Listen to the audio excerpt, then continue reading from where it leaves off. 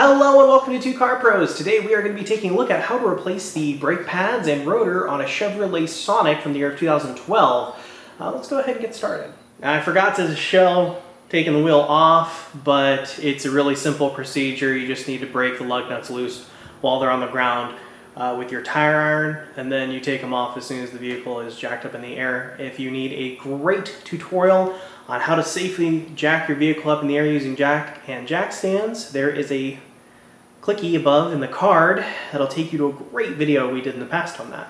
Okay, so where you're looking now is the front of the caliper face here.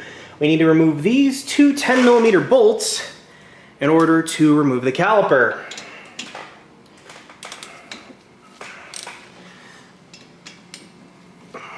They are not hauled on super tightly. It's something to remember when we're putting it back together. Let's set those bolts aside. And then take the brake caliper here and set it securely on top of the rotor assembly here. And we're doing this so it doesn't hang by the brake cable. You don't ever want to let it hang by the brake cable. Now we need to remove these two 10mm bolts that hold this mounting bracket on here.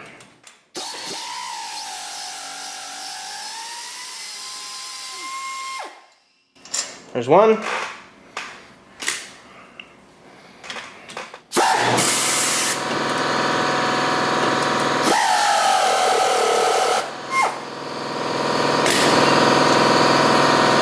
Okay, so with those removed, we can remove both brake pads and this mounting bracket together as one unit. So let's go take this over to the workbench. Okay, so here's what came with our brake kits. I've already done the other side, so it has one brake pad here, and we can see, or it has two brake pads here, one set. We can see that it will go kind of like this. So we can kind of preset them up based on where the tangs are. Yeah, so I like setting them out like this so I know this one goes here and this one goes here, because I'm just copying what they did from the factory. That's what I like doing. So now we can remove our used pads. We're going to hold on to this one though. Yes, this one. The one with the marking from the piston caliper. We need that. Or for the piston. And then we can remove the old slides here. You can use like a standard screwdriver. I just happen to have a body clip puller handy. And then we can put the new slides on.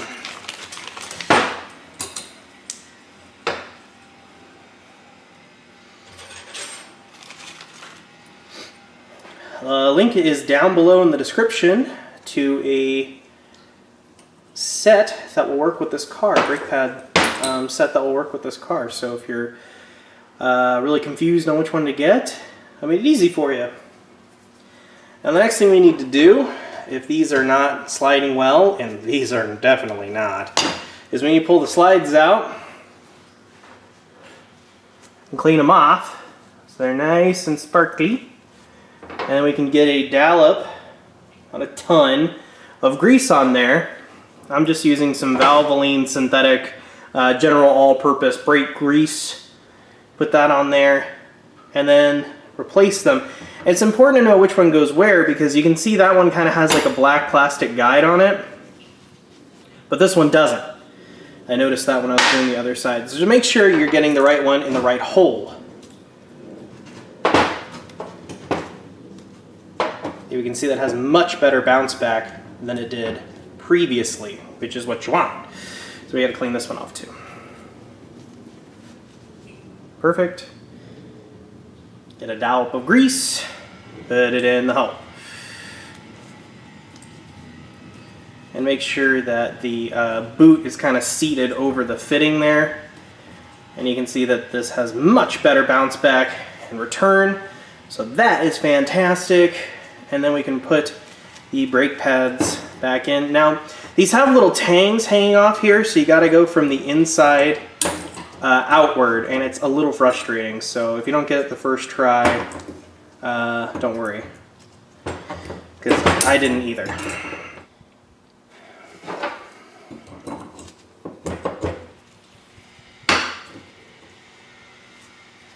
like that.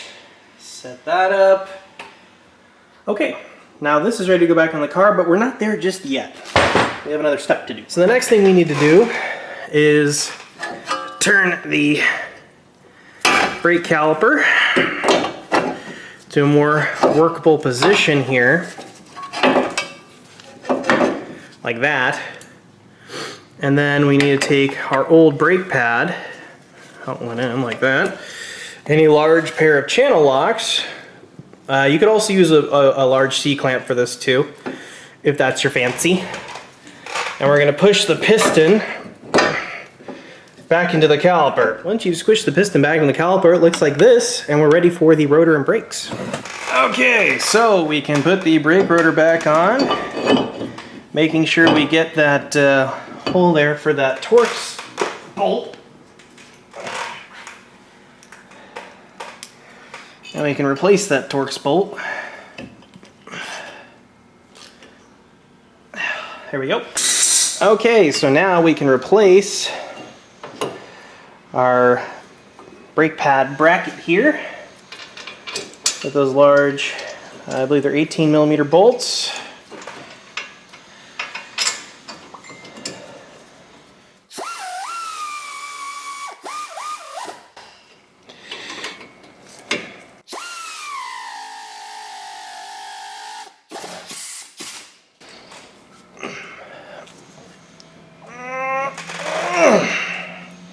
I mean, these were super tough to take off, so put them on pretty tight.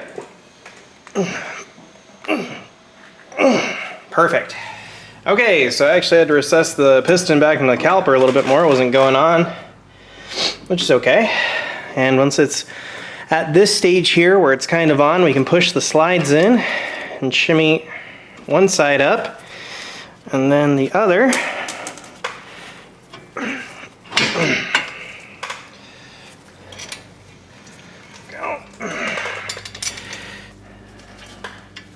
Okay, and remember, these were not on super tight, so don't tighten them on the strength of Thor. Just snug is good, really. There we go. Okay, and now we can replace the wheels.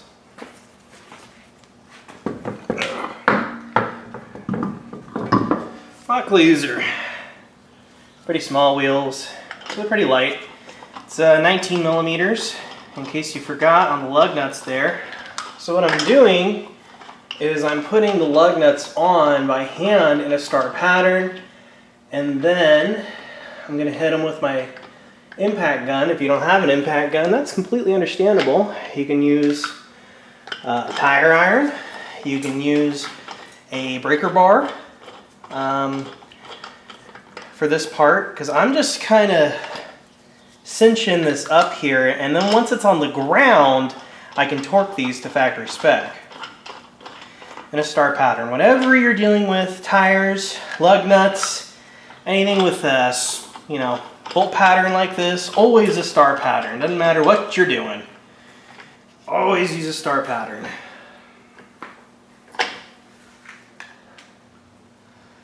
Okay, impact gun.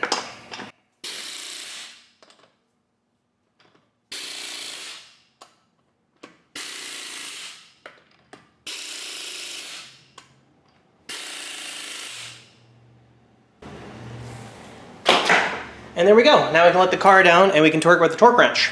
Okay, and finally, we're going to torque it to the factory spec in a star pattern. When you are using a breaker bar or any kind of torque implement, always go down with gravity, and you can hear that. Means that's correct. Also correct, make sure the parking brake's on.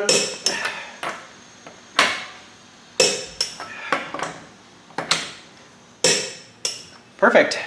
Okay, we're in the driver's seat now. This part's important to make sure that the caliper functions correctly with the new pads. We need to push very slowly down.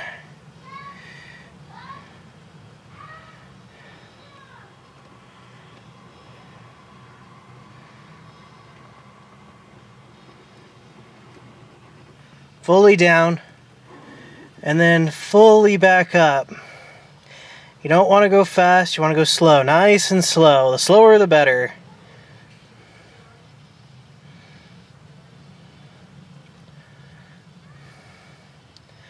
Now you're going to do this a couple of times, or probably more like a few times, handful of times, until you get a very, very firm pedal. You want that pedal nice and firm. That means that your caliper pistons are pushing out fully and your brake pads are actually gripping your rotor, which is, you know, how you stop the car.